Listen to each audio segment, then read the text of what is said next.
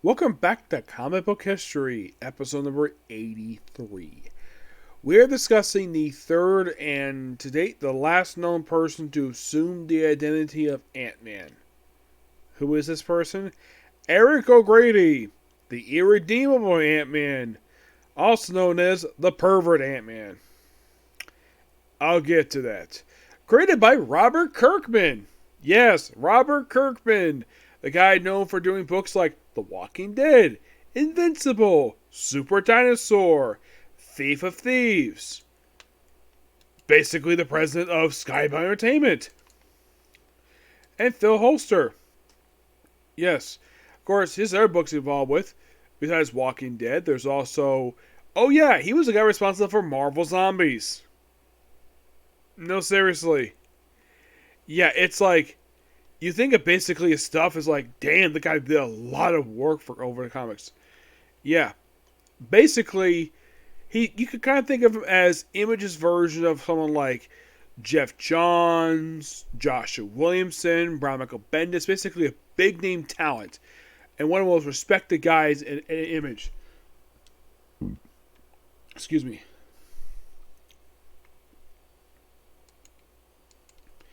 So the Eric Ant-Man makes first appearance in the Irredeemable Ant-Man in 2006. So, yes, the first and only Ant-Man made his debut during a period of time that I've been reading comic books. Yep.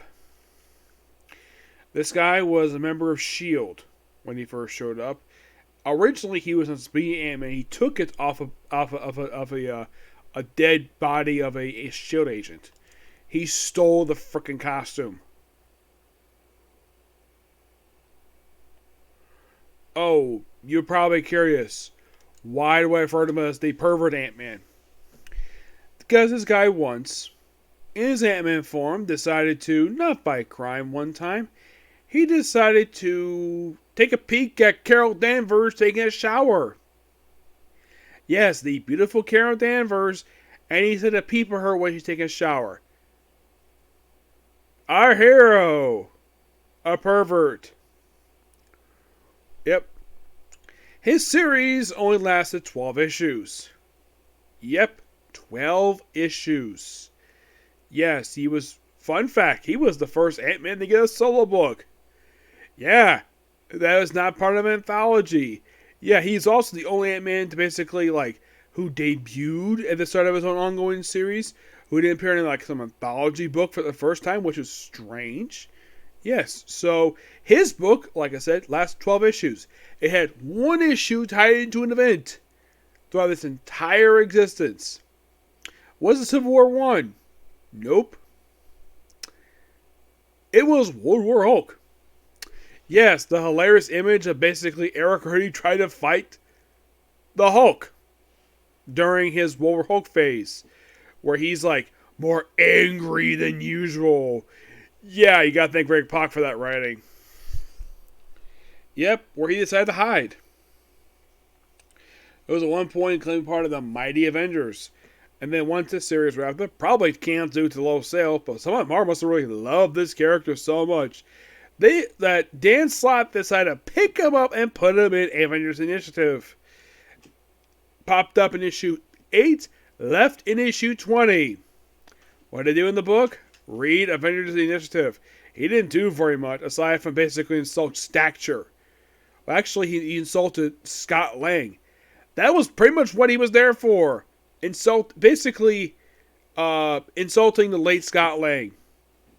That's what basically one of the things that he was known for doing in the book. And then after, when Norman Osborn took over, and renamed Hammer the frickin' Shield to Hammer,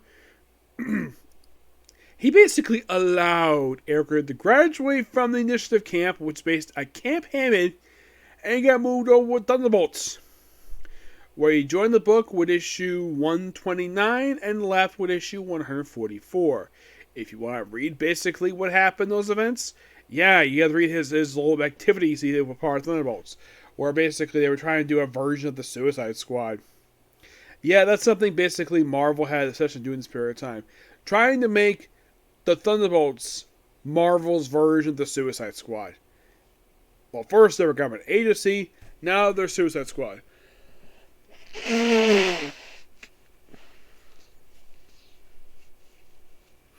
So, anyways, yep. Once his run wrapped up there, he later got moved over to Secret Avengers, where at the time was written by Ed Brubaker. Oh, and if you're curious though, who wrote his time basically in the pages of Siege? Mostly Jeff Parker, and I think it was like Warren Ellis. Actually, it was Warren Ellis. So Crystal Gate. It was mostly just Jeff Parker. But when he moved to Secret Avengers, this is during a period of time when he was trying to redeem himself. Also, the guy's got a girlfriend and child. He does not give it. He basically just does not care to pay child support. Yeah, seriously. So he's given old Hank Pym suit and trying to redeem the awesomeness that is Everbreaker Secret Avengers. An excellent run. I highly recommend checking out. It's only 12 issues. The start of this one, the whole volume was 37 issues. He was in almost the entire run. Well, not entirely per se, because this guy was there for another Brubaker's run, but also Nick Spencer, Warren Ellis, and then when Rick Romero took over, with the second issue, he died. Yes, Eric O'Grady died and got replaced with a robot, a light mouth decoy, who decided to rename himself Black Ant. And he notified his own team he was a bad guy until the series was almost over. Yes, he was working for a guy called Father, this leader of the Cyborg Nation thing. That was basically the main plot thread of Rick Remender's run for the book. Which, by the way, that was basically the main plot thread for the final arc, but his run was amazing. I love Rick Remender's run for the book. Once the book ended, he basically didn't do a lot. He became basically the partner, basically the sidekick to Taskmaster. He popped up in various books over the years. Yep.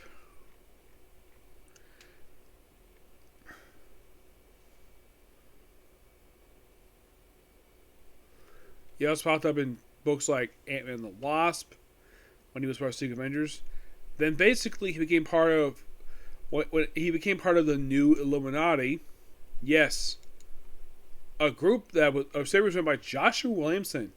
Yep, he was part of this group throughout its brief existence.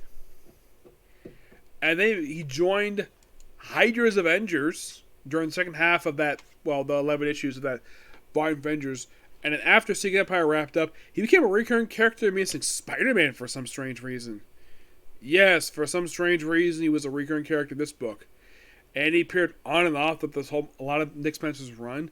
And basically, once Nick Spencer left the book, now you're probably thinking, okay, did he do anything else?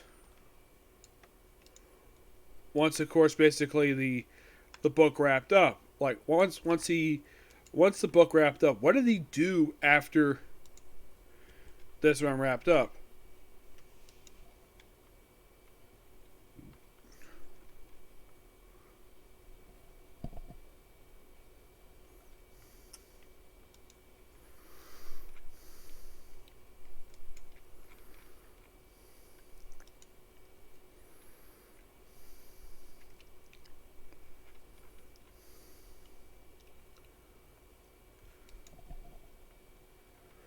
Yeah, pretty much when this book wrapped up. We also appeared in a few issues of Captain America Steve Rogers. Yep, and then once basically he wrapped up, sometime basically, he was around for like a year. Amazing Spider-Man popped up for Sinister War. His most recent appearances he made popped up for the most recent volume for Ant-Man. The one-shot Miles Morales and Moon Girl. One issue Wolverine, and his most recent appearance to date was in the final issue of the miniseries Wakanda in a cameo. Yep, and that was his most recent appearance to date. You're thinking, okay, interesting. Yeah, that's pretty much exactly what we're going with him. Yeah, it's like Amazing Spider-Man for certain issues. Then, like, nothing. It's like, basically, once his time wrapped up in Amazing Spider-Man, which that was the final issue, final time he appeared was Secret War number 4, which is in 2021. He made, like, 4 appearances. and his most recent appearance was actually just back in February. Yep, so he's still around. He's not doing very much right now. But yeah, not much else to say about Eric O'Grady. Yeah, let's have him spot. Let's basically give the Ant-Man suit to a pervert. Oh, by the way, in case you're curious though, what happened to his original suit, you might ask? Well, since the original Eric O'Grady died in the actual original suit, I believe he went back to wearing his old suit. I'm looking at his current suit right now. Look at his original suit. Yeah, he's more like a darker version, but mostly it's kind of back to his original suit per se. Yeah. So you got to thank Rick Remender for basically turning him into a robot. Not sure why he thought we needed to kill off the original Eric O'Grady. Yeah, I'm not sure why. It just kind of weird.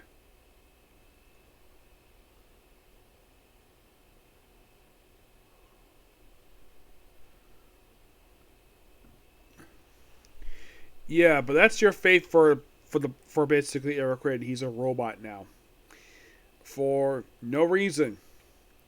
I would love to ask Nick Spencer, well, not Nick Spencer. I love to recommend her, like, why the heck would you kill off Eric O'Grady and turn him into a robot? Yes, that'd be an interesting question to ask him. But not much. But that's gonna be pretty much it here. If you're curious to what the next one's gonna be, I'm not sure, but I just feel like doing the three Ant-Man. Basically, Hank Pym, Scott Lang, and now Eric O'Grady. There is no other Ant-Man to talk about. Not that I can think of, anyways. Yeah. Well, the only we can look forward to more comic featuring him is Scott Lang. Yep. But see you next video. Bye.